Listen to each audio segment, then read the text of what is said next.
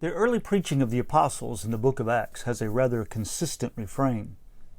The Roman and Jewish authorities, the powers that ruled the world in Palestine, crucified Jesus, but God raised him from the dead. They condemned him, but God vindicated him.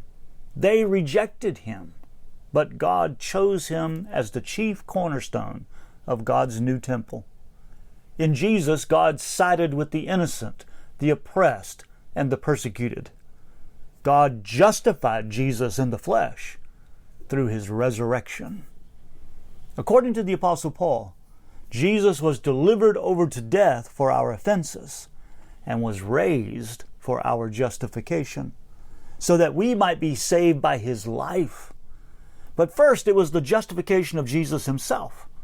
When God raised Jesus from the dead, the judgment of death or curse was reversed, and the just, innocent one was vindicated. This is the mystery of godliness. Death did not win. The resurrection of Jesus destroys death, and his resurrection became our resurrection. When Jesus was raised from the dead, it was a pledge of our own resurrection. We were, in effect, raised with Jesus. This is a significant event in the life of Jesus and in our lives, because his resurrection is our resurrection.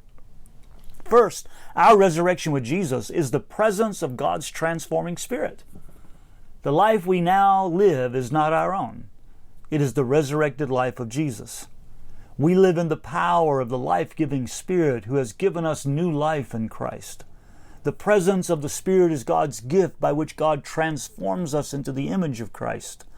Thus, the present experience of the transforming power of the Spirit bears fruit in us and is a foretaste of our full redemption by the power of the Spirit in the future resurrection. Second, our resurrection with Jesus also transforms our experience of death.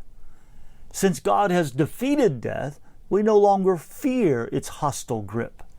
Consequently, our experience of death is transformed from hopelessness, fear, and despair into hope, expectation, and anticipation. Though we no longer fear death, we hate it as it defaces God's good creation. Third, our resurrection with Jesus in our spiritual bodies enables full communion with God in the new heaven and new earth.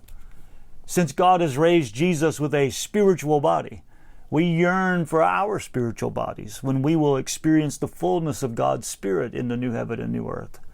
Indeed, the indwelling Spirit is our promise that we will be raised, and the power of the Spirit that now works in us to transform us into divine glory will transform our broken bodies into the glorious body of Jesus Christ.